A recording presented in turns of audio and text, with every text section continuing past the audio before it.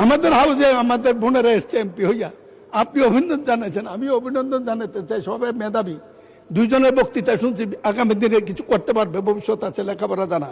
কিন্তু বুঝলাম না তো কারা আপনারা ভিতরে তো।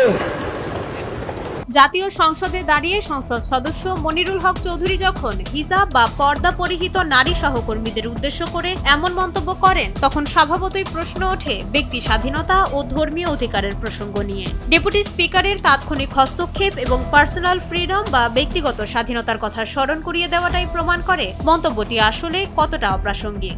মাননীয় সদস্য, প্লিজ পার্সোনাল ফ্রিডম নিয়ে কথা বলা উচিত না, ঠিক না। জামায়াত ইসলামের সেক্রেটারি জেনারেল মিয়া গোলাম পরোয়ার এক বিবৃতিতে ইসলামের ফরজ বিধান পর্দা এবং নারী সংসদ সদস্যদের পোশাক নিয়ে দেওয়া আপত্তিকর বক্তব্যের তীব্র নিন্দা জানিয়ে একে ধর্মীয় অনুভূতিতে আঘাত ও নারীদের মর্যাদাহানির শামিল বলে উল্লেখ করেছেন। ইসলামে হিজাব বা পর্দা মুসলিম নারীর জন্য একটি মৌলিক বিধান। একে অবজ্ঞা করা কিংবা একে নিয়ে কৌতুক করা ইসলামের মৌলিক মূল্যবোধের পরিপন্থী। তার ভাই ভাবি কই এই যে আপনি যে বদলাই আনেন না, এটা কেমনে বুঝবো? বাংলাদেশের সংবিধানের ৩৯ নম্বর অনুচ্ছেদে চিন্তা, বিবেক ও বাক স্বাধীনতার নিশ্চয়তা দেওয়া হয়েছে। একই সাথে ৪১ অনুচ্ছেদে প্রত্যেক নাগরিকের যে কোনো ধর্ম অবলম্বন, পালন বা প্রচারের অধিকার দেওয়া হয়েছে। তাই হিজাব পরা যেমন ইসলামের বিধান, তেমনি বাংলাদেশের সংবিধান অনুযায়ী একজন নাগরিকের অবিচ্ছেদ্য ব্যক্তিগত স্বাধীনতা। কিন্তু বুঝলাম না তো কারা আপনারা।